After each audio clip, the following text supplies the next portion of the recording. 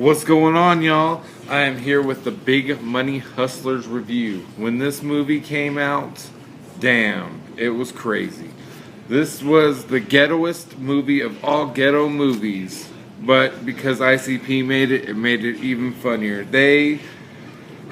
At the time of this, it was a big risk because making movies were fucking expensive. Now fucking you can pull out your iPhone and people make movies on YouTube all day. People probably make stuff just as big on YouTube every day as this movie was. And I remember they were touring, and we got a brochure for it, and then it came in, I think, the Bizarre and Bizarre CD, that when they were talking about it. And they would just show, I think it was maybe in the back of the Bizarre and Bizarre, they just showed one picture of what the movie was. So everybody was talking about, that was when the websites had just started.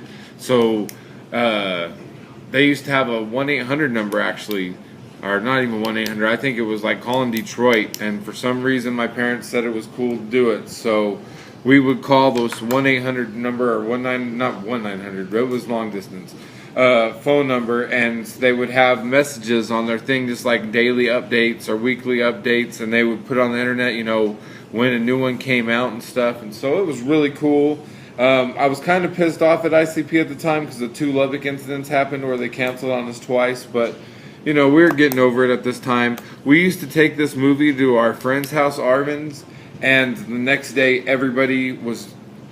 all the catchphrases, everyone and our friends were using their catchphrases all day. It was hilarious because they went from not even liking ICP to being like, well, I don't like ICP, but that movie is fucking hilarious. So it was pretty awesome. They had some pretty big names in it for being an independent movie at the time. Mick Foley, and then Harlan Williams. They had the Misfits in it. They had a whole bunch. They had pretty much their whole crew, Twisted, and then ICP, and then Mike Clark was in it for a little. Jump Steady was in it. I believe Rude Boy was in it. I don't know. That one's all the people. It's been years. If they only had a gathering of all their old friends, I'd like to see where some of these people are, because it's probably been years since all that shit. Well, it's been years. It's been fucking 19 years since they recorded this movie, so it's pretty crazy. I remember when this movie came out, Twisted had bounced on us at the Amarillo concert and not shown up. So after this movie, they were true homies. Like, they were funny ass motherfuckers. Like, after this is when we really started following them, and I bought pretty much all their CDs since then. But I remember before then, you were just like, yeah, they're just another ICP rappers. But after Big Money Hustlers, that's when they fucking pretty much stole the show. I remember for years they were getting mad because everybody would say that Twisted stole the show. And it was, it's pretty funny. All their parts are fucking hilarious. What it's about is, I think they say it's some New Yorkers. And so they really use, that mob style kind of always, Dolomite movies, I guess is the easiest way to say it. Sugar Bear being the cop, Shaggy, Violent J being the bad guy, and then Twisted's with Violent J. The Jerky Boys were in this movie, and I remember back in the day buying their cassettes, so when I found out they were on it, I was super hyped about that. They said neither of them even wanted to be on the set at the same time. They said they're not homies anymore. Most of the stuff that I remember is either from the commentary tracks or Violent J's book. He wrote a whole bunch of stuff. This came out, I would say, this was towards the end of the book. So that they got Harlan Williams on there is fucking crazy. Like, after coming off of Half Baked, I cannot believe they pulled that one off. He was hilarious in Half Baked, so you'd think that they would, he would have been their whole budget, but they either pulled something off. I remember buying the VHS from the Dragon's Lair and cherishing that thing. Like, I made sure that it was in my backpack or whatever when I was taking my stuff home, because back in the day, you leave it at one of your friends' houses, and then you ain't never getting this shit back. I forgot to announce, this was released July 18th of 2000. So, it's been years. If they were trying to make this movie now, oh man, it wouldn't be as funny now, but it would have cost them a lot less money.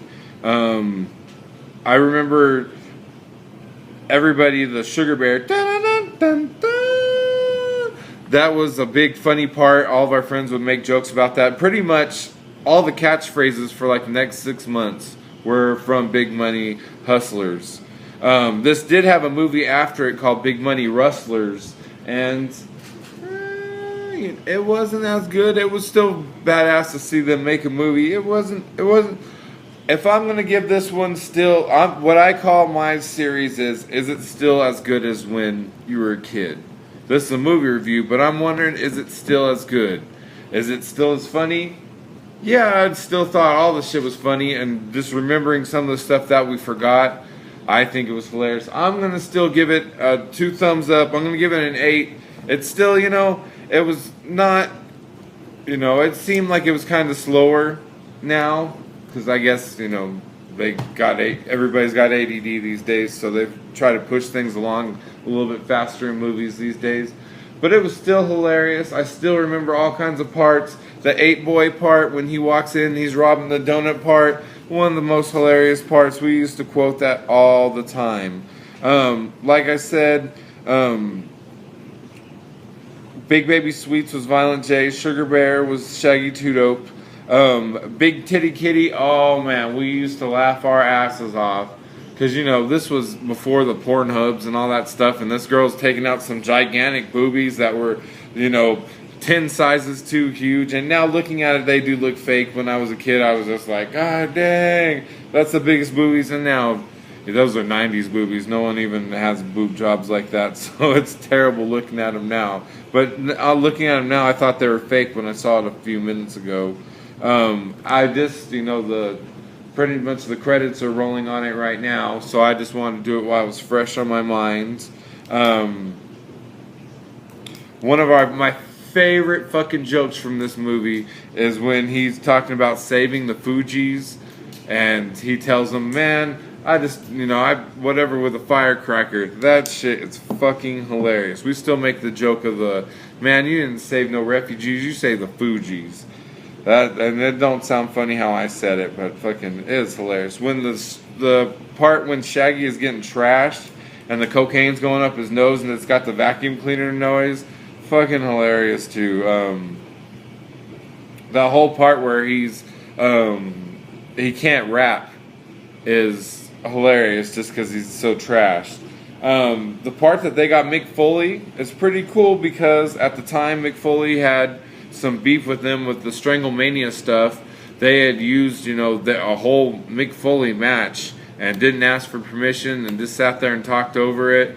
And I'm surprised he didn't hit him up for way more money. But when he did hit him up for money, they gladly went and got him. I don't remember what they said, but it was a crap load of money and just gave it to him and was like, no questions asked. We're sorry for whatever. And apparently it was good enough that they came and did a movie. So, I guess that's the shit. Dolomite being on this is awesome. It's even funnier that they write him off saying that they didn't have enough money and so he rolled out. But when they're working out and he's just looking at the girls and Shaggy's like smoking a cigarette but still jump roping, hilarious. So many things that ICP, their jokes would just be funny to people like us because, we loved that stuff at the time. All their, they would just make stupid jokes in their music, and it's just hilarious, some of the stuff that they would do just to make you chuckle. Like I said, Violent J and Shaggy, Twisted, they all did really good for making this an old school style movie, staying to making it an old school style movie. That could have been easier if they, wouldn't have had to make Sugar Bear rap with all this stuff. It would probably been way easier. So they did a good, for trying to make an old school movie in the 90s, they did pretty good. You could tell the mix was made from, I guess, their masters, because when ICP used to tour, they used to pretty much, it was like they were Milli Vanilli, but not. They were actually singing, but they were rapping over one of their CDs. For years, I used to see them and be like, man, I wish they would just get their like masters and do stuff. But for some reason in the movie, you can hear on parts the girl, you know, I love you, but now you gotta die. You can hear, you know, parts of them singing, and it'll only be like one verse or like few words. So you could tell like they had to either rush their stuff or, you know, then making a movie. They probably didn't have the budget, so they were just trying to, you know, get it done. I wrote, if they tried to make this movie today, it wouldn't work. It wouldn't be as fresh, but damn, dude, they would have probably saved them a shitload of money. In the backgrounds, we're going to have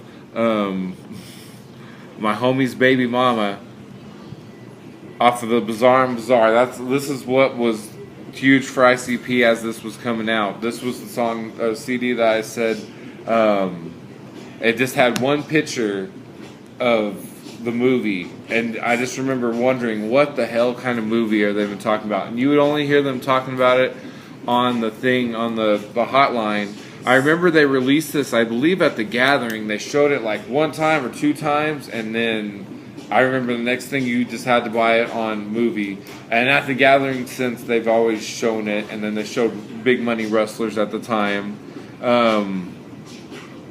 I love towards the end when Twisted's parents come out and they're like yelling at him and telling him that his, you know, pulled out his teeth and everything. Is this what you've been saving your allowance for?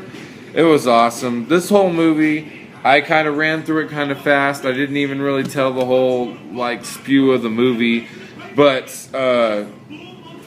it's just such a crazy movie now. Looking back at it,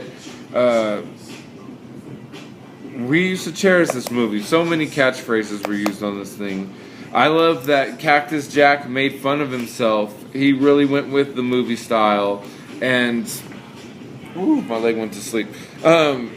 He really was making fun of himself, making fun of his catchphrases in WWF, not taking himself so seriously like usually the WWF.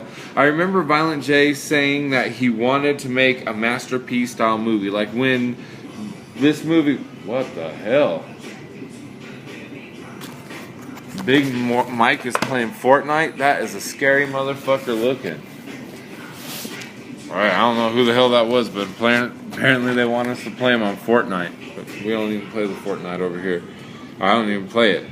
So, they wanted to make a Master P style movie, and they pretty much knocked it out the park. Because all of Master P's movies fucking were lame as hell. Like, it was just pretty much them hitting on girls and nothing that... It was like gangster movies, but I don't anything that I remember that was awesome out of those movies. I liked at the end when he shot Mikey Clark for the Sugar Bear. That stopped when they shot Mikey Clark. I thought that was hilarious. I liked his little cameo in it. The Misfits also had a cameo in it. It was hilarious. That part that I was saying when 8-Boy robs the donut store is hilarious. I love it when Pat Benjamin shoots Bootleg Craig because he has the fake money. That part we used to love. That was also where the girl flashes her boobs, which was, oh man. I used to love this shit.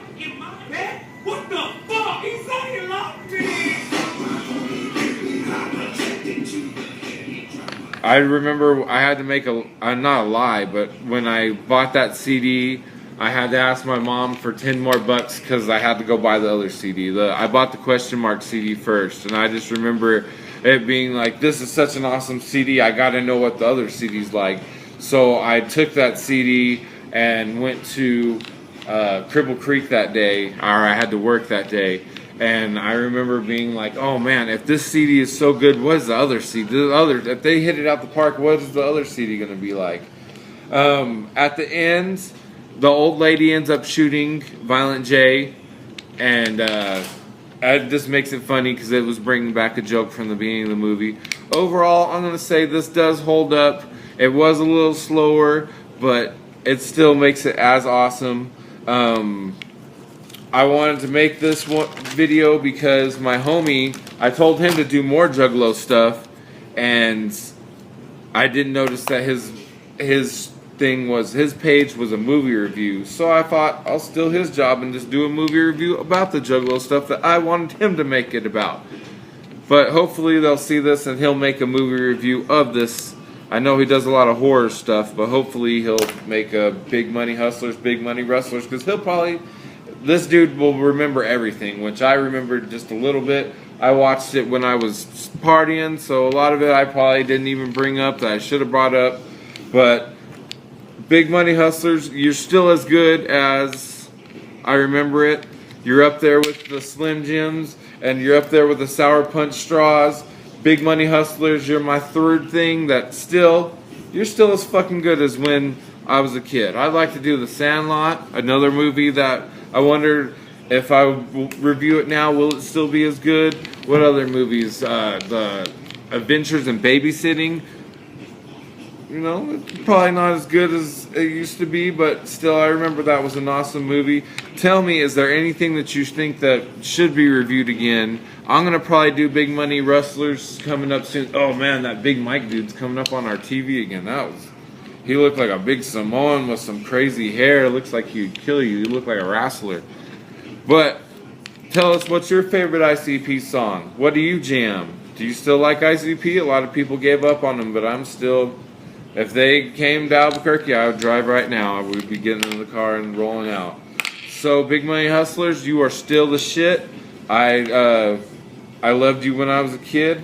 I love you now. It still made me crack up just like back in the day. Y'all don't party too hard. Have an awesome one, and